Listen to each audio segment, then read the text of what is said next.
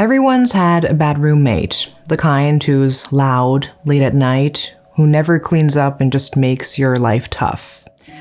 But this story takes things to a whole new level. Back in 2015, Terumi Morishima, a 29-year-old woman from Japan, was living in a share house with some other men and women. She became close friends with her roommate, Sawako Watanabe. Little did Sawako know, Terumi was secretly stealing her identity and running up huge bills behind her back.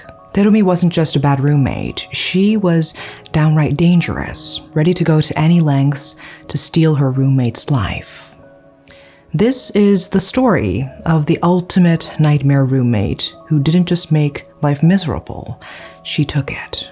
On Christmas Eve, Sawako went missing and was found in a skeletal state just 4 days later. The state of her body was so devastating that only some DNA remnants could be used for identification, as if she had almost completely disappeared. With the festive season in full swing, this brutal act left people deeply shaken. The idea of someone being completely erased was too much to believe. Let's get into the details.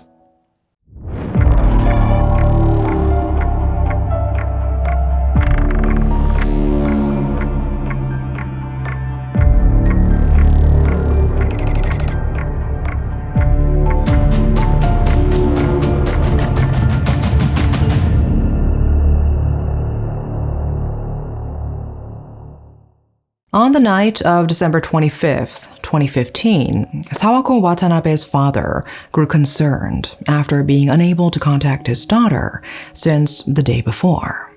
Her friends also expressed worry, telling him that they hadn't been able to reach her since December 24th, the day a Christmas party was scheduled at her ex-roommate's house. He had a bad feeling and eventually filed a missing person report with the police. Sawako had moved to Osaka with plans to eventually take over her father's flower shop and was working at a local florist. She was expected home for Christmas after spending the night before with her friends, and her father reported her missing when she didn't show up. The police's investigation led them to a shared living facility in Kadoma City, Osaka, where Sawako had been staying at a cost of 30,000 yen a month. They zeroed in on a woman named Terumi Morishima, a 29-year-old resident of the share house and Sawako's roommate, who had moved to an apartment nearby about a month ago. Terumi was also the last person known to have been with Sawako. Security footage showed Sawako last entering an elevator to the third floor of Terumi's apartment building at 7 p.m. on December 24th.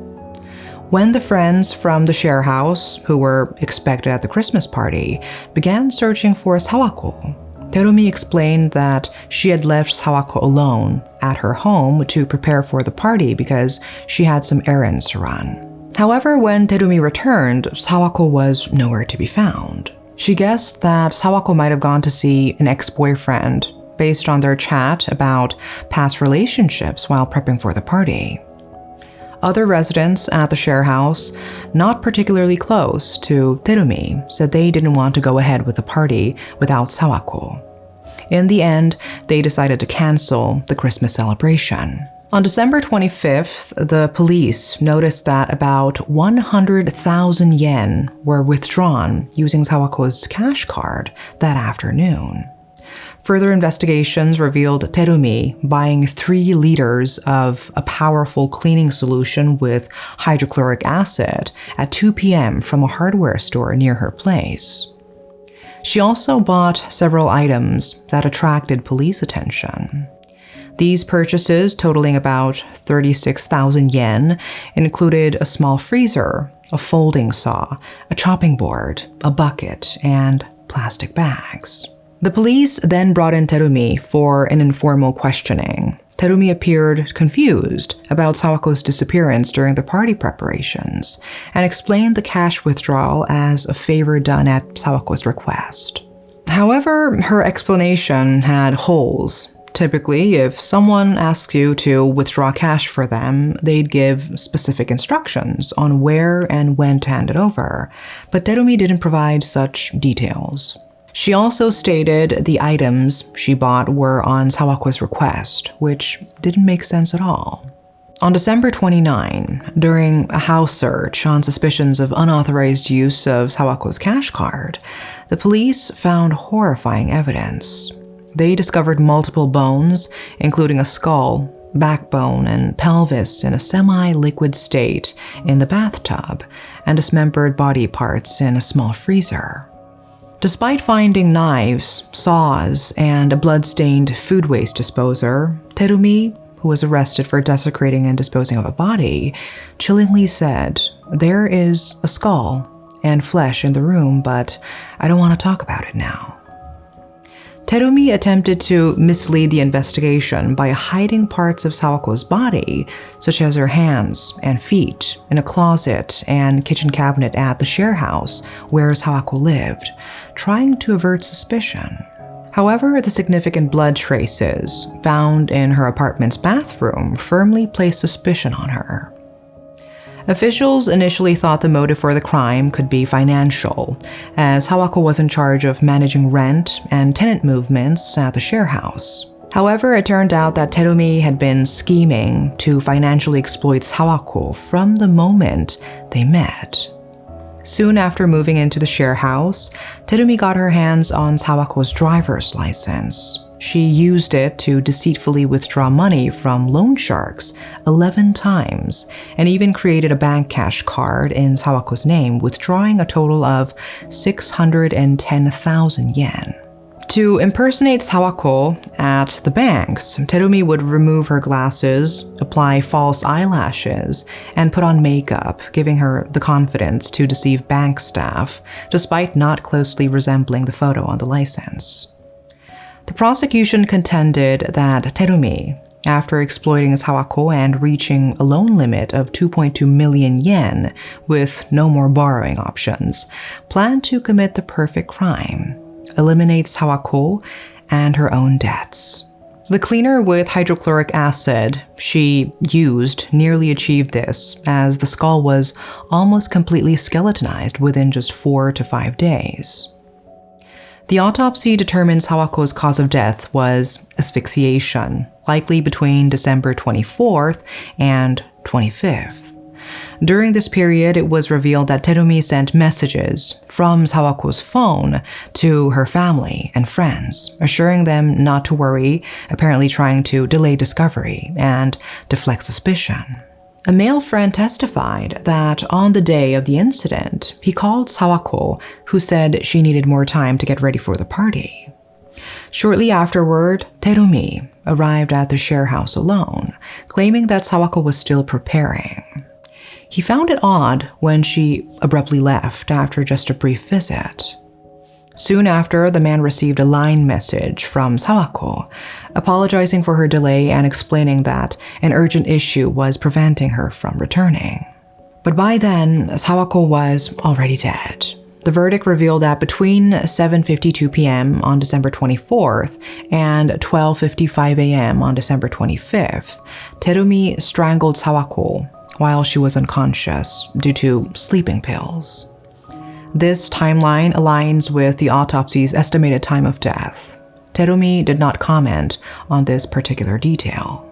But Terumi denied the murder charges. She admitted to destroying loan documents, but claimed Sawako was already dead when she came back home. She confessed to lying to other residents of the share house and trying to dispose of the body, fearing she would be suspected. Terumi suggested that either a third party committed the crime or Sawako died naturally during the brief 15 minutes she was back at the share house. Interestingly, while she remained silent on these points, she confessed to the macabre acts of dismembering and disposing of Sawako's body over 3 days. On December 25th afternoon, she bought odor-absorbing sand and a freezer, as well as a food waste disposer and a food processor. She spent the following days dismembering the body, discarding some parts in the garbage disposal of the apartment complex, and boiling others in a pressure cooker. Her attempt to disguise the murder as a disappearance, however, was flawed by her odd decision to hide dismembered hands and feet in the share house. The police figured out that Terumi disposed of body parts in the garbage disposal near the share house, which was about 300 meters away, to avoid suspicion that might arise from dumping a large amount of waste in one location. Investigators believe that Terumi disposed of waste at both the apartment and the share house at least once before being arrested. The bones discovered in her apartment bathroom, including the skull, spine, and pelvis, and the remains stored in a small freezer, were likely processed through a food waste disposer after the flesh and internal organs had been removed. The limbs concealed in the share house presented more of a challenge to further dismember or dry with the food waste disposer. Also, these parts contained fingerprints and palm prints, which could easily lead to victim identification. This led to the theory that Terumi was eager to dispose of these particular remains quickly, away from the primary crime scene. Typical household food waste disposers can handle 1 to 2 kilograms per cycle, and often take half a day to complete a cycle. Terumi's disposer, a smaller model, was designed for about 1 kilogram per cycle. From December 25th until the search warrant execution on the morning of December 29th, it could have processed around 8 kilograms in total. This indicates Terumi's intent to methodically dispose of Sawako's body, kept in a small freezer with a 100 to 120 liter capacity. Terumi, who had moved from Okayama to Osaka in August of the same year and had spent part of her childhood in China, identified herself as an illustrator for smartphone apps and PCs, but no significant works of hers have been found. It is known that she was in deep debt. An internet addict with a taste for the macabre, Terumi was suspected of murder based on circumstantial evidence, though direct evidence of the killing was scarce. In the 10 days leading up to the incident, she searched online for terms like human dismemberment, methods of disposing of bodies undetected, breaking bones, ways to knock someone out, how to commit the perfect murder, what happens to bank accounts of missing persons, and effects of consuming a large quantity of sleeping pills. The discovery of the same type of sleeping pill in Sawako's system, which Terumi had been prescribed recently, pointed to this not being mere coincidence. In response, Terumi's defense team, ahead of the trial, appealed for sympathy by presenting her life story. According to her defense, Terumi, originally from Neagawa City in Osaka Prefecture, lived in Fukuyama City with her mother and 2 younger brothers until high school graduation. She reportedly suffered severe abuse from her mother's live-in partner. She endured physical abuse, such as being forced to sit in a kneeled position for 3 hours and beaten. And from 5th grade, she was sexually abused by him, a fact she hid to avoid upsetting her mother. Terumi's defense team argued that she tended to act as though painful events never happened. They mentioned a time when she hid the death of a pet dog to spare her mother's feelings, suggesting a similar response led her to hide and dispose of Sawako's body. Their narrative didn't end there. They detailed how Terumi, as a teenager, became pregnant from the assault. Her mother's partner threatened her to erase the baby, but it was too late to do so.